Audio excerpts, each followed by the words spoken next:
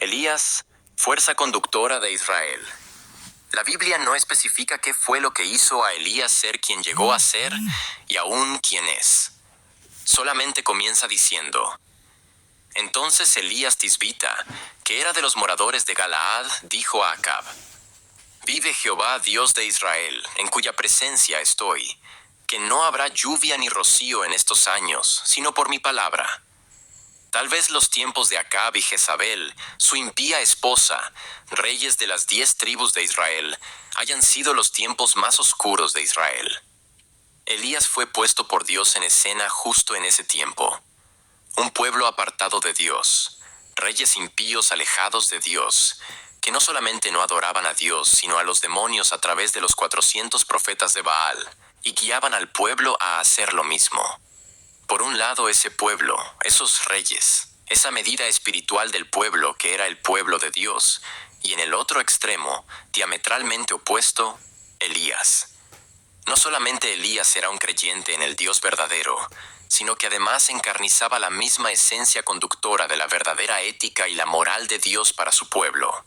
Elías habló con Acab y no le dio un mensaje en nombre de Dios como el resto de los profetas hacían, diciendo: así dice Jehová, sino que Elías hizo propio su mensaje: no habrá lluvia ni rocío en estos años, sino por mi palabra. Ahora bien, esa misma palabra por la cual todo quedó sujeto, que tenía el propósito de hacer volver al pueblo de Dios a Dios, afectó también la vida de Elías. Había un solo camino: la reprensión y la corrección, y ya no con palabras sino con hechos. Pero lo cierto es que Elías también padeció las consecuencias de la palabra que pronunció, la cual era la manifestación de su convicción más profunda de lo que Elías creía. No solamente lo creyó, sino que se convirtió en la encarnación de esa fe. Las palabras: no habrá lluvia ni rocío en estos años, sino por mi palabra, lo estaba declarando con claridad. Lo que él dijo era lo que él creía, era el resultado de su misma sustancia moral. Pero esa convicción también lo introdujo a Elías a padecer por aquello que vivía y creía. La Biblia nos dice que Elías era morador de Galaad. Primero la sequía provocada por la palabra desatada por la convicción moral de Elías y sus intenciones restauradoras a futuro y tendientes a conducir a su pueblo a Dios, primero lo llevaron a Elías cerca de donde él moraba. Aunque el Elías que era autosuficiente, ahora dependía de un arroyo y de unos cuervos, y sobre todo de la gracia de Dios. Pero luego el arroyo se seca. Pasados algunos días, se secó el arroyo, porque no había llovido sobre la tierra. Lo que sustentaba a Elías dejó de sustentarlo por su propia palabra que él mismo dijo. El arroyo se secó por no haber llovido y no llovió porque Elías lo dijo. Y Elías lo dijo porque ese era su propósito para ese tiempo.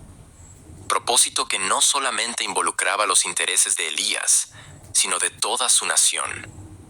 Pareciera una contradicción. Elías atrapado en sus propias convicciones, en la palabra que dijo producto de ellas y de su propósito. Elías soportó la soledad, el tener que esconderse de los poderosos que lo buscaban. Elías perdió el control, ahora estaba en las manos de Dios por completo. Al agotarse el recurso que lo sostenía, el arroyo y los cuervos, ahora Elías tiene que emigrar y ser forastero en tierra de paganos, en casa de una viuda sin recursos. Vino luego a él palabra de Jehová, diciendo: levántate, vete a Sarepta de Sidón, y mora allí. He aquí yo he dado orden allí a una mujer viuda que te sustente. Eso iba contra toda creencia. Los creyentes debemos sostener a las viudas y no al revés. Y eso sin contar que para un judío, un gentil era inmundo. Elías habrá tenido que transformar su entendimiento, yendo en contra de todo lo que creía. Santiago llega a decir que Elías era un hombre sujeto a pasiones iguales a las nuestras. Eso implica seguramente una lucha interior feroz con sus emociones, su razón y sus sentimientos. Pero seguramente lo que sostuvo a Elías fue su llamado, su convicción y sobre todo conocer a Dios, por vivir en su presencia.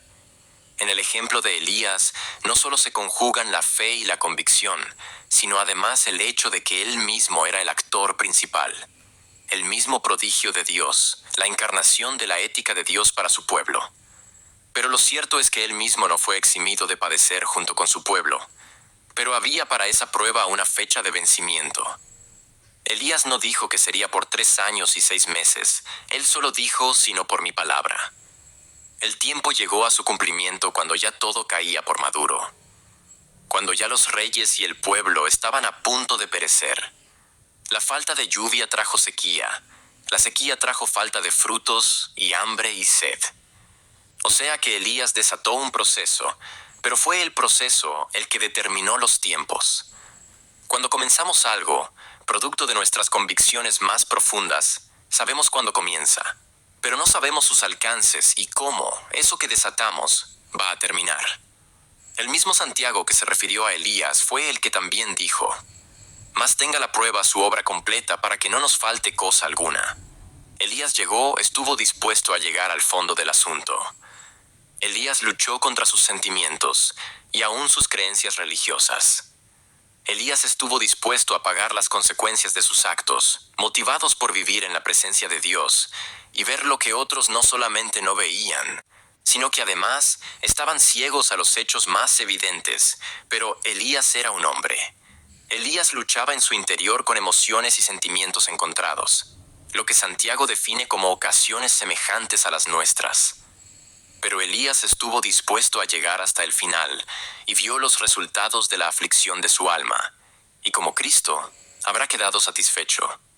En Elías, la prueba tuvo su obra completa. Aunque finalmente, y luego de la gran victoria, su parte humana quedó afectada por un proceso de desgaste que lo llevó a una gran depresión, la cual produjo en Elías el deseo de morir. Pero eso es motivo para otro análisis. La pregunta correcta que debemos hacernos es: ¿estoy metido en esto por mi cuenta o por perseguir con todo mi ser la búsqueda de la voluntad de Dios? ¿Es esa búsqueda solamente una búsqueda de intereses personales o estoy en mis convicciones y obediencia a los propósitos de Dios involucrando intereses que trascienden los míos propios? ¿Estoy dispuesto a llegar hasta el final y tener la obra completa a pesar de mis humanas pasiones? ¿O estas prevalecen sobre mis convicciones al punto de hacerlas peligrar?